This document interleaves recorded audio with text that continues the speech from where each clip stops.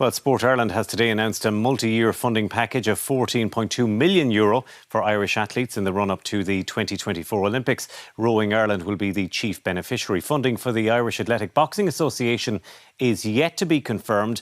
They remain under review.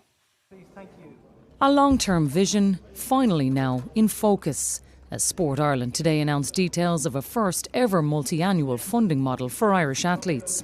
Those sports which have demonstrated the ability to deliver at the top level, you have to give them multi-annual funding so they can plan and they can bring young athletes on and know that the aim is to work with an athlete right the way through their career, from out of the junior ranks into retirement, and I think we're getting close to that. But just as the latest controversy engulfs Irish boxing following the departure of Bernard Dunne as High Performance Director, funding for the IABA is yet to be confirmed while the association remains under review. It is very important to recognise that we will not penalise the athletes, and our intention is not to penalise the athletes or the grassroots sports clubs and the community clubs that work closely in providing boxing opportunities for everybody. Once we have a system that's secure and consistently operating at the appropriate level, then we have ring-fenced funding. It's not that we don't have funding available, we have ring-fenced the funding, but we need a plan in place in order to implement that. There's been a comprehensive governance review undertaken that's with IABA now, and they need to fully implement many of the recommendations.